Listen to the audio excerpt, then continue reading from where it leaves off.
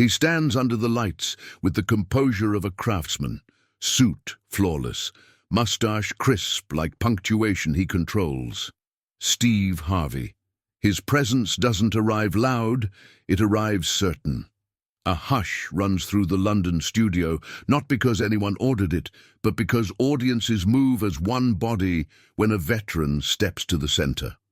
Across from him sits the BBC reporter, posture exact, tie knotted like a thesis statement.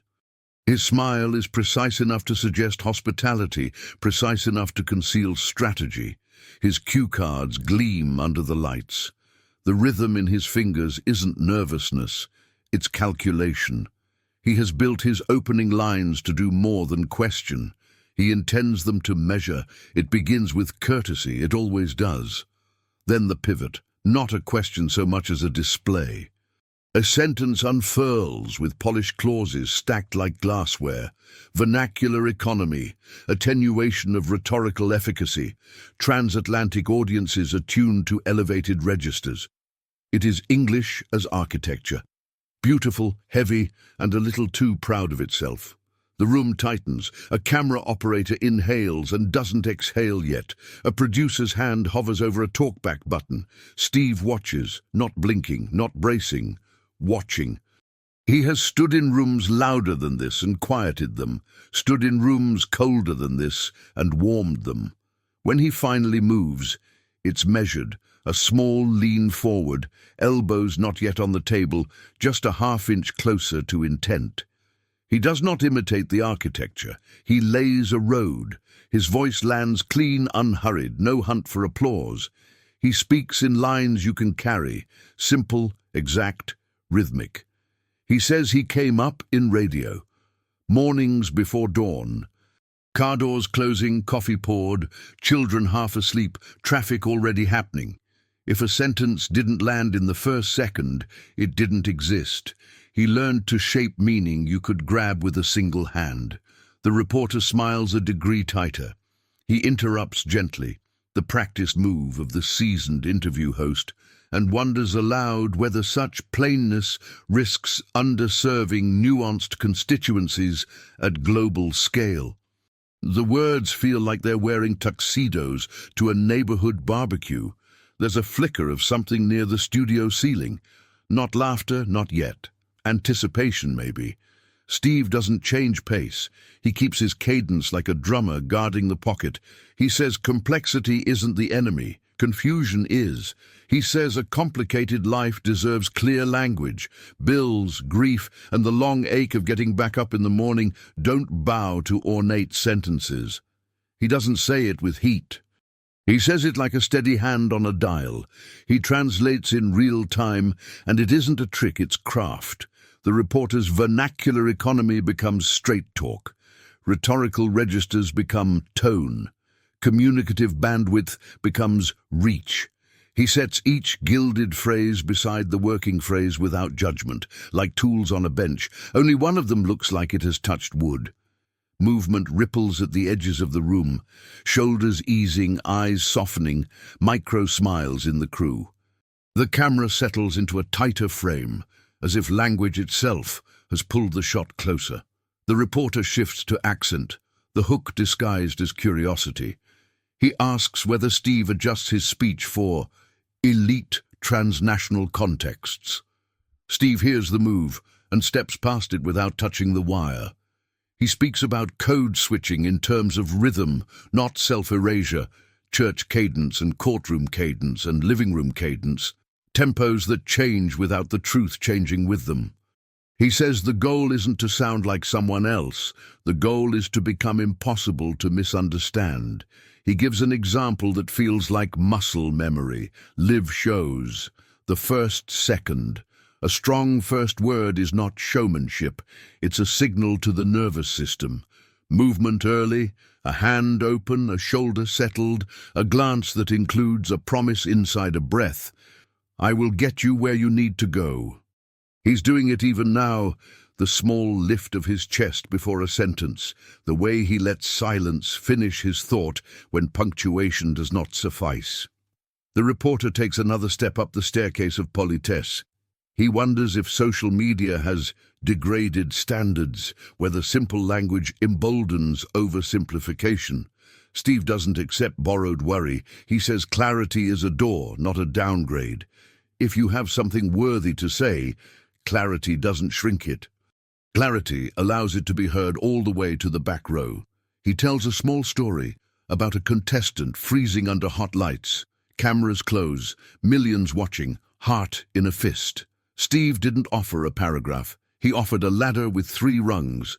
Say your name, say where you're from, say one thing you're proud of. The man climbed out of panic because he had steps he could count. Sometimes leadership is not a speech. It is the right sentence at the right time. The audience doesn't clap. This isn't that sort of segment. But their bodies show the telltale signs. Shoulders down, eyes locked. The micro-lean of attention that money can't buy. The crew relaxes to the exact point. Professionals relax when the scene is going the way it should. The reporter tries the big swing, the one meant to look like a handshake. He quotes a scholar whose name sounds like oak paneling. He lays out a thesis about linguistic capital and the aesthetics of authority. A deal. Steve nods once, respectfully, and speaks like a man offering a measurement that matters. Authority, he says, is when people repeat what you say after you leave the room. The sentence that survives is the sentence that was built to travel. He doesn't need it to sound like Oxford. He needs it to reach Ohio and Accra and Brixton and a kitchen table in Atlanta at 6:05 a.m. There is a cutaway, a producer's choice, to the audience row where a young man in a hoodie mouths along, as if trying on the cadence the way one tries on a jacket. Back to the desk. The air has changed. This is no longer a performance of linguistic altitude. This is a lesson in gravity. He doesn't chase points, he sets them. He draws a line between cleverness and care. Cleverness is fireworks, bright, loud, over-fast. Care is architecture you don't show off, the beam that holds the room. He says he has spent decades learning where the beam goes. The reporter asks about mistakes, reaching for the safe human question. Steve gives him one, neat, unvarnished. A joke taken too far early in his career, a room that chilled, and the long walk back to respect. What fixed it wasn't apology language so polished it squeaked. What fixed it was a simple truth spoken without defense, and then the work to match it. I was wrong, in 4 syllables. Then days, months, years of getting it right. A stillness rides the moment after that, not discomfort, the kind of quiet that shows up when a room recognizes an honest thing. He turns back, not to scold, but to teach plainly. He describes language as a bridge. A bridge is beautiful if it holds. You judge it by whether it gets people across. Ornate railings won't save a bad span. If people make it to the other side, the bridge did its job. If people feel safe enough to cross again tomorrow, it did it well. The reporter's pen stops moving.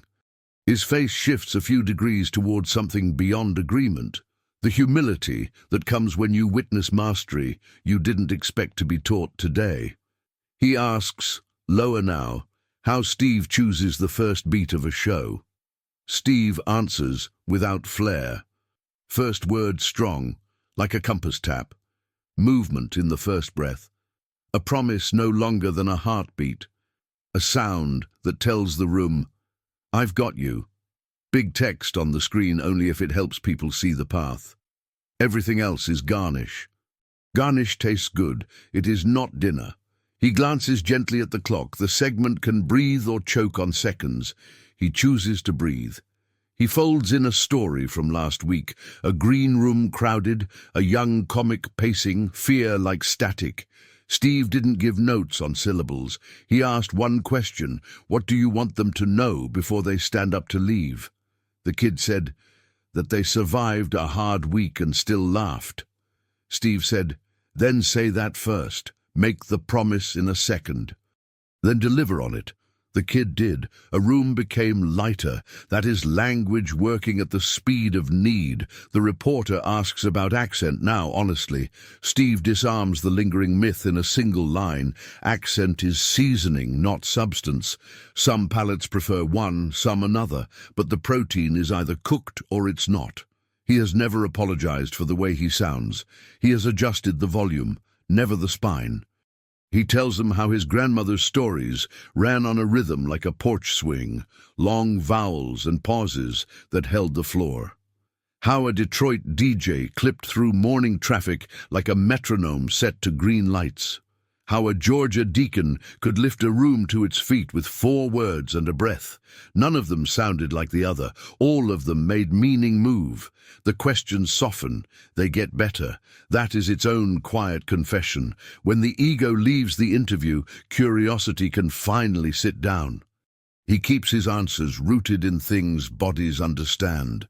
A laugh that breaks a deadlock in a meeting, a single clear directive in a crisis instead of 3 paragraphs of policy, a host who names the fear in the room so people don't have to hide from it. He is diagramming the craft without drawing lines, and everyone is following. There's a moment where he nearly lets humor off the leash. That familiar turn of phrase, that eyebrow ready to flip the room. But he doesn't take the shortcut. He stays on the road. The laughter will come if it needs to. The point needs to arrive first. It does. He circles back methodical to the first exchange. He breaks that ornate 30-second sentence into 3 sentences a bus driver could believe while watching a blinking fuel light. He answers each part in a single line.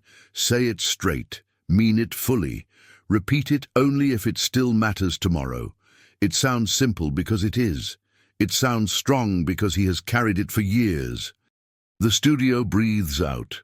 A light technician adjusts something that doesn't need adjusting just to move. The reporter nods because nodding is the correct gesture when you are learning live. He is not done. He adds the small thing people forget. Respect the listener's time. Not out of insecurity, but out of care. The kind of care that keeps a sentence from doing push-ups just to show it can. He says, you are not the show. The truth you serve is. Your job is not to dazzle the mirror.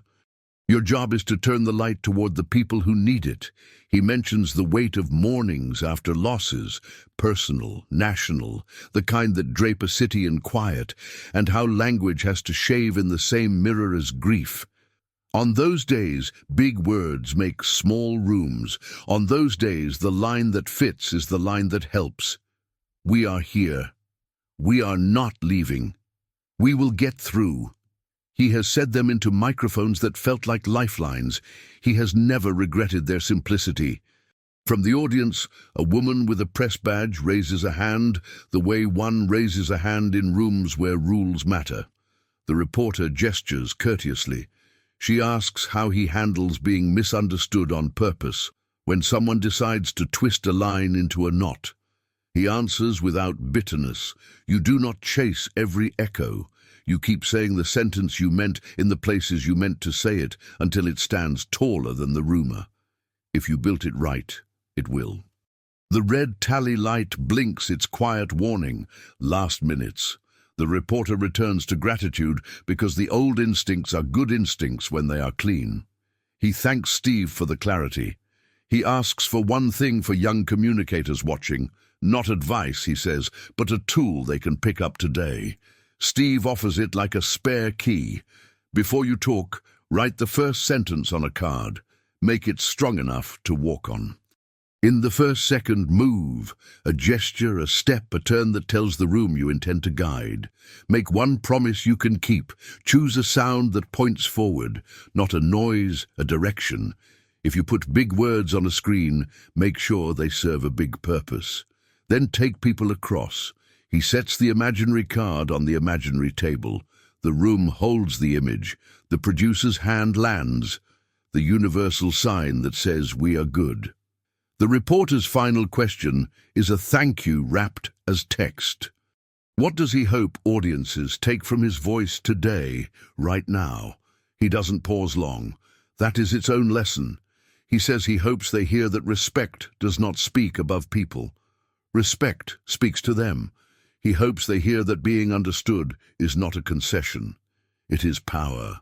He hopes they hear they do not have to apologize for speaking in their own rhythm if the meaning is honest and the intent is steady. The tally light goes dark. The camera drifts back. The room exhales into its own soft soundscape, metal scuffing on stage, quiet laughter, the small applause you give with eyes when microphones are off. The reporter stands and shakes his hand longer than the move requires. It is not performative anymore. It is the kind of handshake that says, "I saw the craft beneath the craft." He says the conversation will stay with him. Steve nods like a man who receives thanks as calibration, not fuel. He has other rooms to steer, other bridges to check, other first words to choose. Hallway, fluorescence, cases on wheels. A junior producer repeats a line under her breath as if testing its structure. Audiences don't remember the size of your words. They remember the weight of your meaning. She doesn't know she is smiling. People don't when they realize a tool fits their hand. Outside, London moves like London, indifferent, kinetic, stitched with stories at crosswalks and bus stops. He steps into the air the way professionals step into weather, prepared. A driver opens a door. "Go well?" the driver asks, that universal post-interview question. Steve says, "It was clear." He says, "That's enough." In the edit suite, a pair of hands trims frames not for spin but for flow, leaving the beats where silence did the work, cutting away the places where garnish grew wild. The lower thirds will be neat. The captions will be legible. The first second will be right. A strong word, a small move, a promise you don't have to underline twice. Later, the clip crosses timelines, inboxes, group chats with caption lines written by strangers who felt seen. Teachers show it without speechifying. Pastors underline it without changing the text. Managers send it to teams not because it will go viral, but because it will go useful. In another city, a young host takes his first mic and writes one sentence on a card in block letters, the way you would label something you don't want to lose. He puts the card in his breast pocket like a vow. He steps out, moves early, gives a promise the room can hold. It works not because he copied a star, but because he did what the craft requires. Back in the BBC building, the reporter closes his notebook and sees in the lines where he had built a chandelier when a lamp would have worked. He doesn't disdain chandeliers now. He respects lamps more. He will ask better next time. This is how professionals evolve when they meet the kind of work that does not bend under opinion. The studio is nearly empty. A tech tests the opening sting once more, the sub-bass that tells bodies we're beginning. In the control room, someone has written on a whiteboard a simple checklist, 4 lines aligned like guardrails. First word strong, movement in 0.3s, promise in 1 second, sound points forward, no slogans added, no extra flourish, tools, not trophies. Evening folds into the building like a coat put back on a chair. Steve moves through the corridor with the careful economy of a man who has learned to spend energy where it turns into results. He doesn't look back, because what was needed is already in the room behind him. Not a win, not a clap-chasing moment, but a recalibration, a measure reset, a shared understanding that language is not a ladder to climb above anyone. It is a path we walk if we intend to arrive together. A door closes softly. The echo is brief. The lesson is not.